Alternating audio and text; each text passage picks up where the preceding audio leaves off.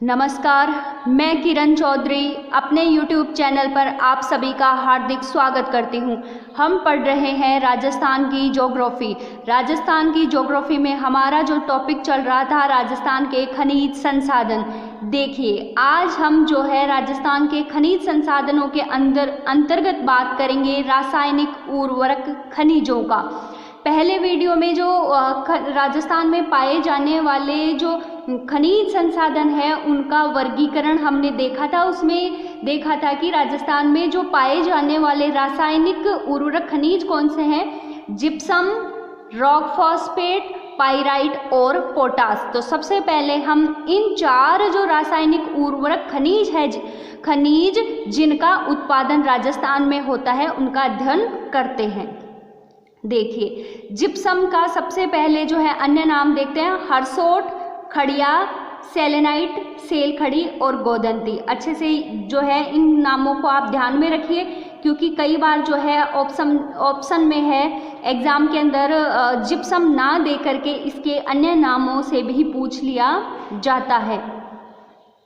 उपयोग की बात करें तो जो है इसका जो मोस्ट इम्पोर्टेंट जो उपयोग है वो तो हमने ऊपर बात की कि हम क्या चीज़ पढ़ रहे हैं, रासायनिक उर्वरक खनिज। इसका मतलब जिप्सम का जो प्रमुख उपयोग है वो तो क्या है, रासायनिक उर्वरक खाद से बनाया जाता है। अमोनियम सल्फेट रासायनिक उर्वरक इससे बनाया जाता है। इसके अलावा जो क्षारीय भूमि है उसकी समस्या के लिए जिप्सम का उपयोग किया जाता है। सेम की जो समस्या है उसके समाधान हेतु जिप्सम का उपयोग किया जाता है। कई बार एग्जाम में पूछा जाता है कि सेम की समस्या के लिए किस रासायनिक जो है उर्वरक या किस खनिज का उपयोग किया जाता है। तो इस बात को आप अच्छे से याद कर लीजिए। सेम की समस्या के लिए उपयोग होता है जिप्सम का।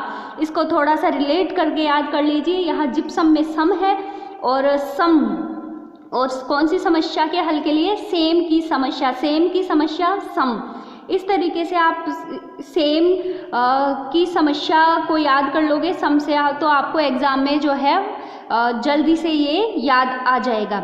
इसके अलावा प्लास्टर ऑफ पेरिस बनाने यानी चिकित्सा क्षेत्र में भी है जिप्सम का उपयोग किया जाता है। जब कई बार हाथ पैर की जो है हड्डियां फ्रैक्चर हो जाती है तो हम कहते हैं प्लास्टर किया होता है। तो उसमें आपने देखा होगा कि प्लास्टर पर कुछ वाइट सा जो है चूने जैसा कोई लेप किया जाता है, वो होता है प्लास्टर ऑफ पेरिस, यानी वो जिप्सम से ही तैयार किया जाता है। इसके अलावा रंग रोगन, गंधक का तेजाब व कीटाणुनाशक पदार्थ बनाने में भी है जो जिप्सम का उपयोग किया जाता है। अब हम देखते हैं कि राजस्थान के कौन से क्षेत्रों में है जो जिप्सम पाया जाता है। तो शुष्क व अर्धशुष्क क्षेत्र।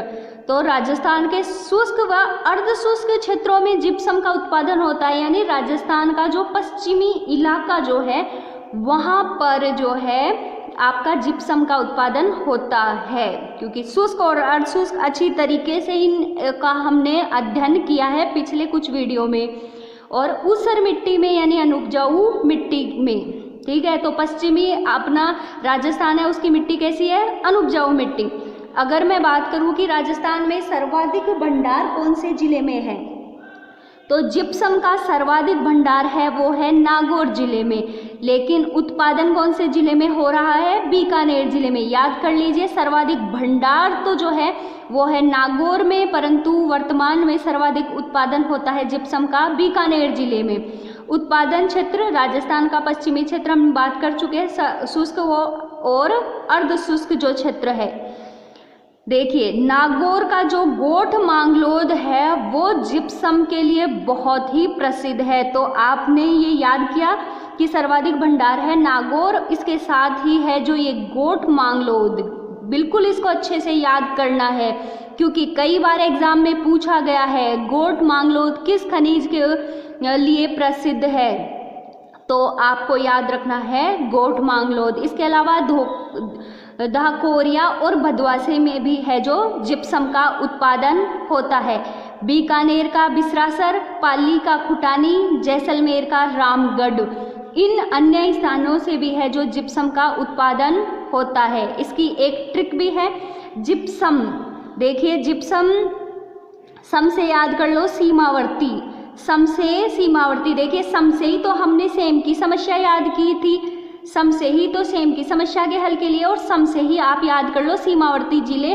तो सीमावर्ती जिले अपने पश्चिमी सीमावर्ती यानी जो पाकिस्तान बॉर्डर पर सीमावर्ती जिले हैं वो कौन से हैं, वो आसपास के जो भी जिले हैं वहाँ पर जो है जिप्सम का उत्पादन होता है। फिर अगले जो रासायनिक उर्वरक खनिज की हम जो है एक बार इसको थोड़ा सा जो है मानचित्र में देख लेते हैं। जिप्सम को हम मुख्य जिले जिप्सम बीकानेर, नागौर और जैसलमेर।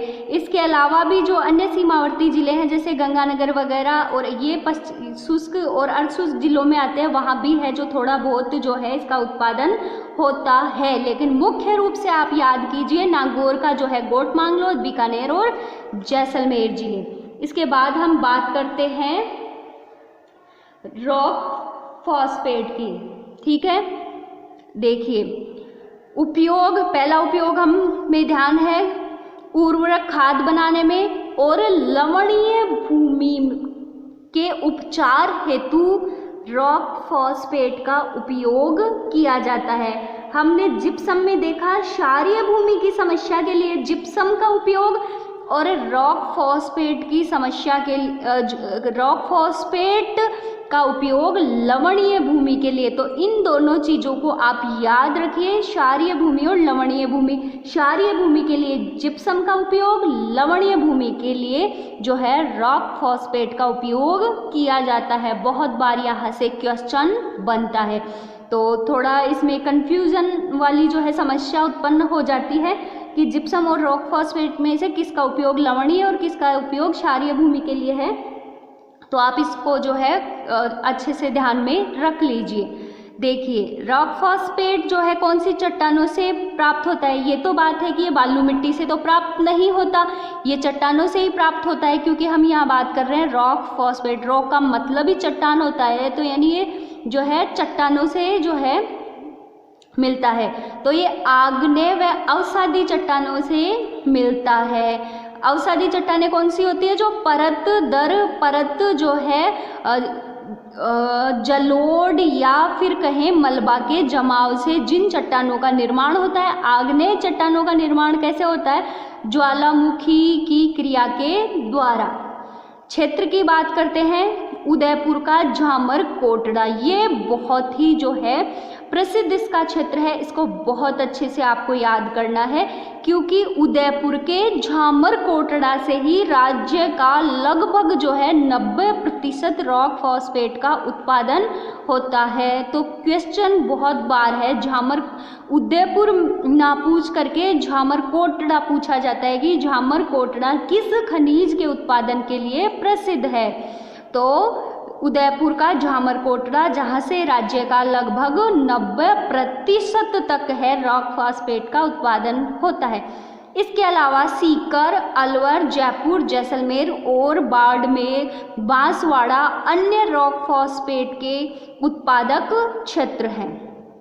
ट्रिक की बात करें तो देखिए, रोक मत बस आज जाऊं।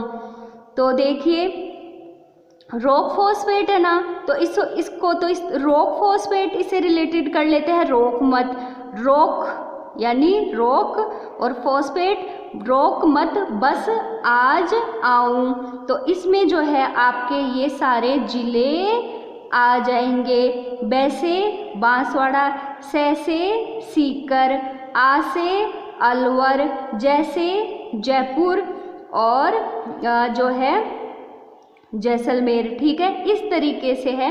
रॉक फॉस्फेट से रिलेटेड कर लीजिए, रोक मत बस आज जाऊं। ठीक है, इसके बाद हम जो है अगले रासायनिक उर्वरक की बात करते हैं, वो है पाइराइट। देखिए पाइराइट है, इसे झूठा सोना भी कहते हैं। क्या कहते हैं पाइराइट को? झूठा सोना भी कहते हैं। देखिए पाइराइट का जो एक ही स्थान है जो आपको याद रखना है, सीकर का स्लादीपुरा बहुत बार एग्जाम में पूछा जाता है। पाइराइट के लिए जो है प्रमुख उत्पादक क्षेत्र है या स्लादीपुरा किस खनिज के उत्पादन के लिए प्रसिद्ध है? तो पाइराइट के लिए, एकदम इसको रिलेट कर लीजिए, पाइराइट के लिए सीकर का स्लादीपुरा। ये रासायनिक उर्वरक खनिज है, ये हमें पता है क्योंकि हम पढ़ी रासायनिक उर्वरक खनिज रहे हैं। फिर हम बात करते हैं पोटास की। उर्वरक खनिज है क्षेत्र बीकानेर, गंगानगर, हनुमानगढ़, चूरू और नागौर, इन जो जिलों से है जो है पोटास का उत्पादन होता है। अब जो भी राजस्थान के जो रासायनिक उर्वरक खनिज हैं 4 जो हमने पढ़े हैं, एक बार पूरे देख लेते हैं राजस्थान के मानचित्र में। जिप्सम की बात की, सम से जो है सीमावर्ती कौन से? पाकिस्तान के सीमावर्ती। तो और दूसरे शुष्क व अर्ध शुष्क क्षेत्रों में है जो जिप्सम पाया जाता है, इसलिए बीकानेर, जैसलमेर और नागौर। और पाइराइट में सिर्फ और सिर्फ हमें एक ही जिला ध्यान रखना है, वो है सीकर का स्लादीपुरा, ठीक है। इसके बाद पोटास की बात करते हैं तो देखिए पोटास में अपने उत्तरी जिले हैं, उत्तरी राजस्थान के जिले हैं गंगानगर, हनुमानगढ़, चूरू, नागौर और बीकानेर। उत्तरी राजस्थान के ये 5 जिले हैं जहां पोटास का उत्पादन होता है। फिर बचा हमारा रॉक फॉस्फेट, तो ये है सीकर, अलवर, जयपुर, उदयपुर और बांसवाड़ा। इन 5 जिलों में जो है रॉक फॉस्फेट का उत्पादन होता है। तो ये इसका एक बार स्क्रीनशॉट ले लीजिए और अपनी कॉपी में इस मानचित्र को नोट डाउन कर लीजिए। पाइराइट सीकर का स्लादीपुरा, जिप्सम सीमावर्ती बीकानेर, नागौर, जैसलमेर, पोटास उत्तरी राजस्थान के 5 जिले, रॉक फॉस्फेट सीकर, अलवर, जयपुर, उदयपुर, बांसवाड़ा और जैसलमेर जिला। ये 5 जिले हैं जहां पर कि आपके रॉक फॉस्फेट का उत्पादन होता है।